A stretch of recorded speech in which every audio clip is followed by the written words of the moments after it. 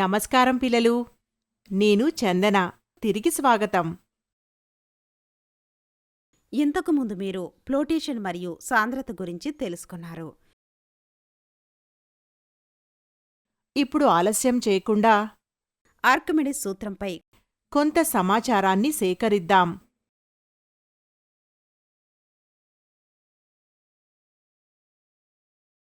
అభ్యాస ఫలితాలు. ఈ సెషన్ ముగింపులో మీరు దీని గురించి అర్థం చేసుకోగలరు. తేలడం, తేలే శక్తి, ఆర్కిమిడిస్ సూత్రం.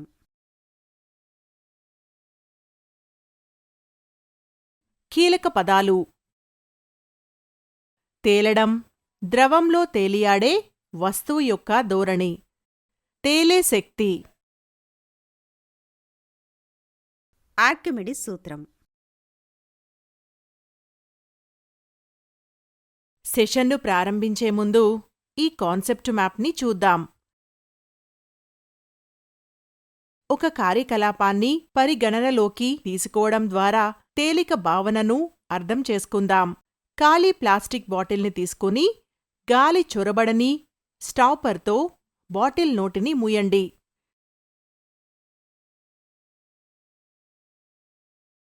నీటితో నిండిన బకెట్లో ఉంచండి.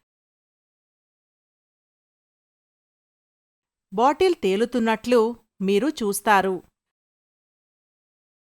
బాటిల్ను నీటిలోకి నెట్టండి. మీరు పైకి నెట్టినట్లు అనిపిస్తుంది.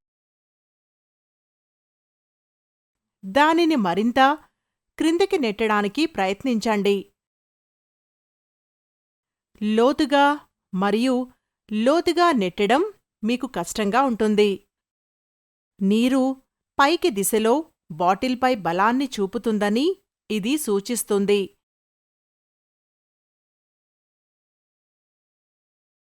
బాటిల్ పూర్తిగా మునిగే వరకు లోతుగా నెట్టడం వలన నీటి ద్వారా ప్రయోగించబడే పైకి శక్తి పెరుగుతూ ఉంటుంది.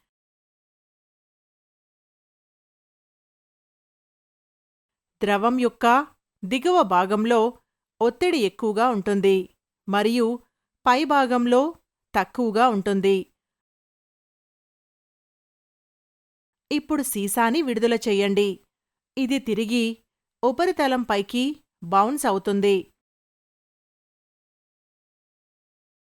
భూమి యొక్క గురుత్వాకర్షణ వలన శక్తి క్రింది దిశలో సీసాపై పనిచేస్తుంది. దీని కారణంగా సీసా క్రిందికి లాగబడుతుంది. కానీ నీరు సీసాపై పైకి శక్తిని చూపుతుంది. అందువలన సీసా పైకి నెట్టబడుతుంది.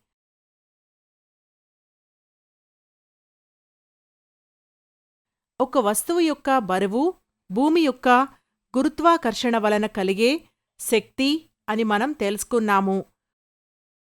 బాటిల్ని ముంచినప్పుడు బాటిల్పై ఉన్న నీరు దాని బరువు కంటే పైకి చూపే శక్తి ఎక్కువగా ఉంటుంది.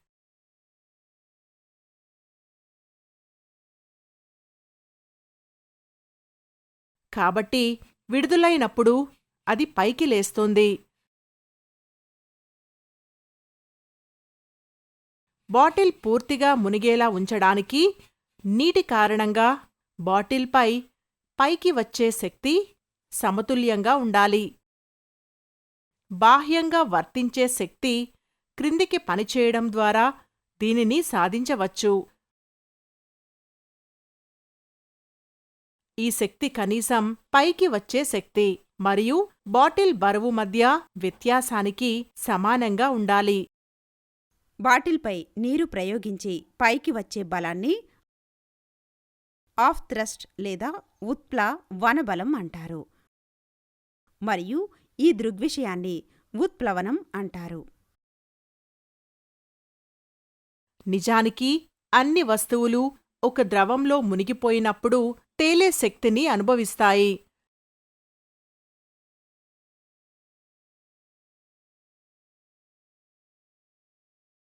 ఈ తేలే శక్తి యొక్క పరిమాణం ద్రవం యొక్క సాంద్రతపై ఆధారపడి ఉంటుంది.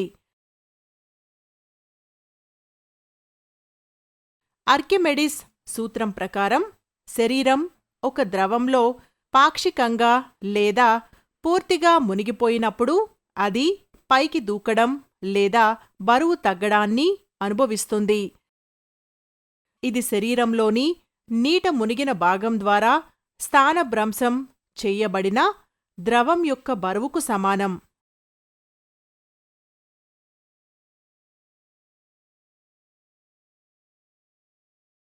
ఒక కార్యకలాపం ద్వారా దీనిని అర్థం చేసుకుందాం.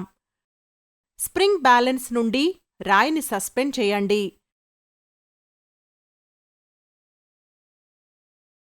స్ప్రింగ్ బ్యాలెన్స్పై పఠనాన్ని గమనించండి. పఠనం రాయి యొక్క బరువును ఇస్తుంది.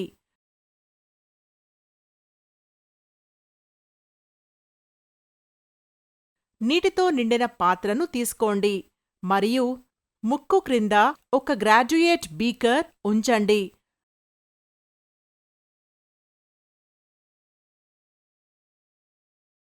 ఇప్పుడు రాయిని నీటిలో ముంచండి.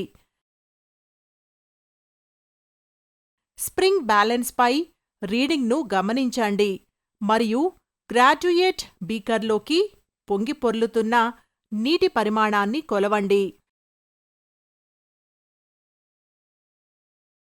స్ప్రింగ్ బ్యాలెన్స్ పఠనం ముంచిన రాయి బరువును ఇస్తుంది మరియు బీకర్ రీడింగ్ రాయి ద్వారా స్థానభ్రంశం చెందిన నీటి పరిమాణాన్ని ఇస్తుంది.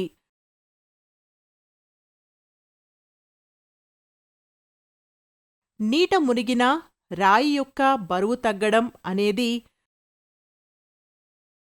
రాయి ద్వారా స్థానభ్రంశం చేయబడిన నీటి బరువుకు సమానం అని మేము కనుగొన్నాము.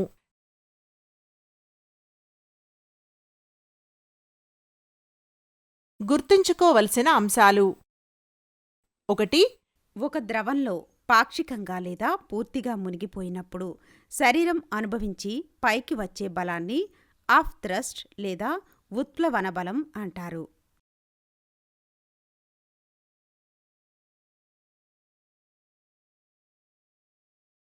2. తేలే శక్తి యొక్క పరిమాణం ద్రవం యొక్క సాంద్రతపై ఆధారపడి ఉంటుంది.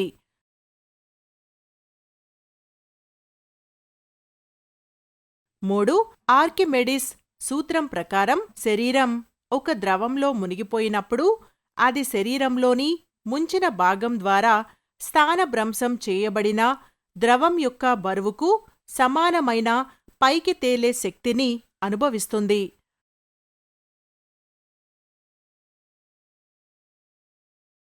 కింది వాటికి సమాధానం ఇవ్వండి. 1. ద్రవంలో మునిగిన వస్తువుపై పనిచేసే తేలే శక్తి యొక్క పరిమాణం ద్రవం యొక్క డాష్ పై ఆధారపడి ఉంటుంది. 2.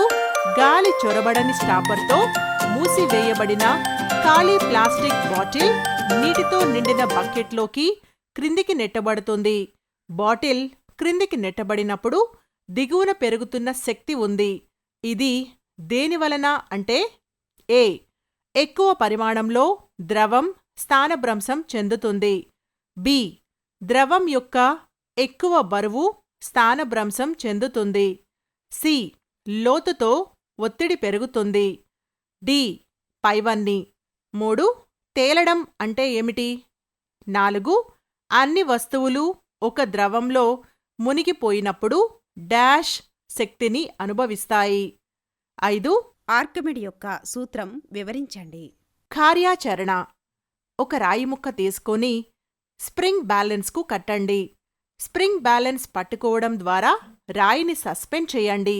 రాయి బరువు కారణంగా స్ప్రింగ్ బ్యాలెన్స్పై పఠనాన్ని గమనించండి. అప్పుడు నెమ్మదిగా ఒక కంటైనర్లో నీటిలో రాయిని ముంచండి. బ్యాలెన్స్లో రీడింగ్ని గమనించండి. 2 రీడింగ్లను సరిపోల్చండి.